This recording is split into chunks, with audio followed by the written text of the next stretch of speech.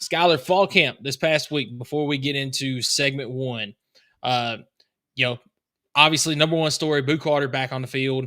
Not only that, he did sit out for a couple of practices as far as he wasn't fully participating with the team. He was doing his own workouts and stuff. Heupel did say that was going to be what he had to do to work his way back onto the field. The last couple of days, he has been a full participant in practices. I do believe there's still some other stuff he's having to do behind the scenes as well to make his way fully back onto the field. But he is back in pads. He's fully practicing with the team, which is a great sign for everybody that has been concerned about all that. Yeah, I think it shows two things. One, he's doing what he needs to do to get back out there. And I think that is the most important thing to not just him, but his teammates.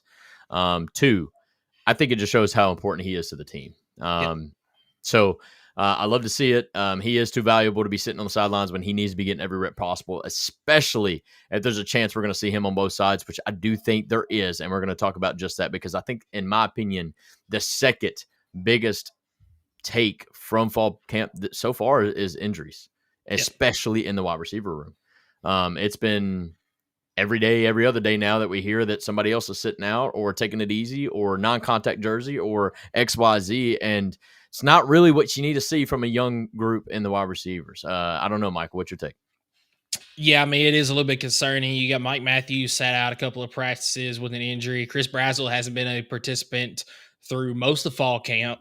I do believe that one was just he had a little off-season procedure. He's still trying to work his way back that. I do think he's going to be 100% healthy for week one, but that's yet to be seen. Like I said, Mike Matthews. Also going on a secondary, Ricky Gibson missed a couple of practices this week, not expected to be in a scrimmage on Saturday. Braylon Staley.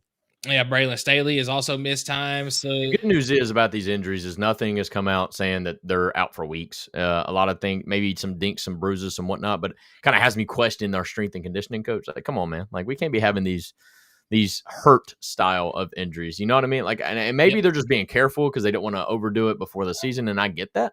But like at the end of the day, like we got to have some toughness, man. Like your Division I SEC athletes, you get a bruised ankle or something like that, like, tape it up, get back out there and go get some reps in. I mean, it's important. We're not even 2.5 weeks away from game week. And so, I mean, I feel like the guys just really need to lock in and start treating these weeks as if it was game week. I mean, this is pretty much, I mean, with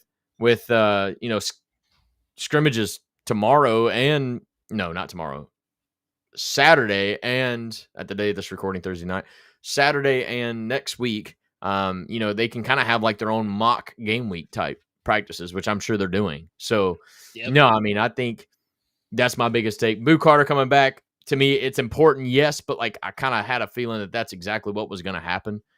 It's good to see it. It's good to have that confirmation instead of, Josh Heupel kind of leading you on saying he's working on it. Or I feel like with injuries, that's exactly what he does all the time. But at least with this Boo situation, he's been completely upfront about it, transparent. And even if he hasn't, he's allowed his media team to do it. So, no. Yeah, but anyway, I just watched the show for a while. You know me, I like to take a positive spin on things. Yes, these injuries are concerning, but you know what the good thing is? People like Travis Smith, Radarius Jackson, and Amari Jefferson, all of those young guys, Joakim Dotson. Yep. All of those guys are getting more reps, which just means they're going to be that much more prepared by the time week one rolls around, where let's just say some of these injuries are a little bit more nagging, might not be able to be 100% healthy by the time week one rolls around. Hey, some of these guys, they're getting the reps that they need to. They can be ready for game reps by the time week one rolls around. So, I mean, you can take that kind of spin on things. Obviously, injuries are never good. Only other thing I have from fall camp is this is coming from Eric Ainge, who is actually at practice, I believe, on Monday. All the quarterbacks, they've done a pretty good job overall. I came on last week and I said that Jake Merklinger has been impressing. He's been a very good leader on the field. He's really impressed that way. But Ainge came on and he said, they're all doing well, but Joey Aguilar is far and away better at the decision-making on the field. So they all have their strengths, they all have their weaknesses, they all look good, but the decision making from Joey Aguilar compared to the other two quarterbacks right now, it's far and away better. I think you heard it in Joey. Not Joey. Wow, I'm thinking about Joey Aguilar. I think you heard it in Josh Heupel's press conference the other day when he. It might have been yesterday, where he made the comment like, "Look, we're not necessarily going to go with the most talented or the strongest arm. We're going to go with the guy that can operate the offense." Yep. I think that's a telltale sign that's Joey Aguilar. And yeah, I know some people are going to be like, "That makes no sense. He's only been in the system for like a week and a half." I'm like, "No, this dude's been studying our playbook for quite some time, but he has the veteran mentality, right? He's experienced and he's been able to catch on to this so much easier than the younger guys that's coming up. And I think hearing that statement from Josh Heupel made it. I mean, I think that's as close as you're going to get from Josh Heupel of him naming his starting quarterback.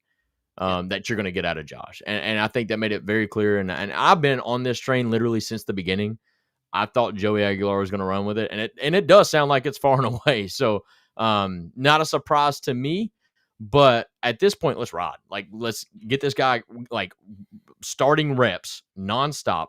The other guys need work too, and I get that. But like, dude, like, let's go, let's ride, let's get it. I mean, I'm ready to see what this offense can do and cook in against Syracuse. And as Tennessee Football 247 does say, as soon as we got started, but he says he can't wait to put up 50 on Syracuse, and I can't wait to see it too because I hope we get all the quarterbacks in the game. You know what I mean? Like, yeah. But here's what I will say: after Saturday scrimmage, I think we're going to be able to see a clear view as far as who that starting quarterback is going to be, and I think that's when you will see more than likely Joey Aguilar get more of those starting reps as we begin to prepare for Syracuse in week 1. But you got anything else on fall camp before we get right into the meat of this show?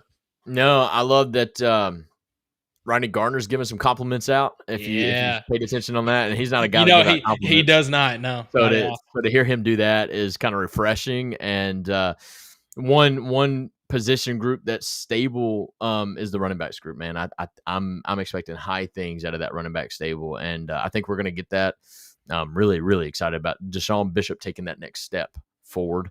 But man, Peyton Lewis is looking like a dog right behind him, and I'm not going to forget about Star Thomas. I'm telling you, I think we got a great 3-headed monster at the running back position. So overall, camp's going great, and can't wait.